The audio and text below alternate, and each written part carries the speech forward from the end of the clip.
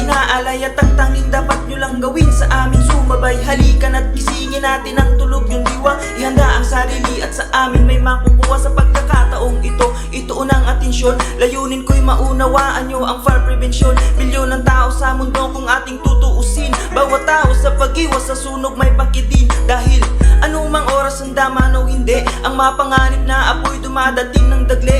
Habang ikaw ay natutulog o wala sa bahay, apoy na mapanganib, biglang sumasalakay.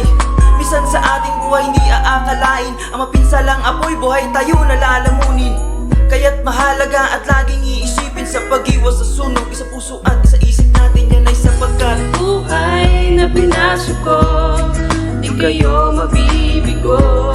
Siguraduhin ko ang kaligtasan nyo. Itong buhay na pinasok ko, di ko to inihinto. Dayang buhay para sa serbisyo. dumalo sa mga tindahan para maturuan sila kung paano ang sunog ay maiiwasan. Yan ang aming gawa mula Lunes hanggang Linggo, dahil di lang pagresponde sa sunog aming serbisyo. Kasamang naglalakihang mga establishmento, isama mo na rin ang Father sa school at bangko.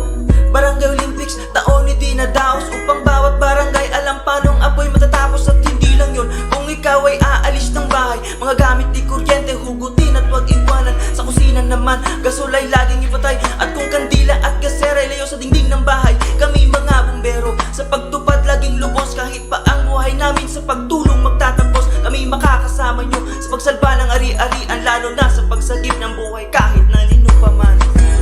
Buhay na pinasok ko, di kayo mabibigo. Siguraduhin ko ang kaligtasan nyo. Itong buhay na pinasok ko, di ko to inihinto. Dayang buhay para sa serbisyo. Dahil lagi ang kaligtasan. May malasakit sa bayan. Nasaan sa lahat ng oras? Laging handa upang gampanan ang kanilang mga puhuling at mapagkalinga sa kapwa. Gagalit mo kami ang mamero,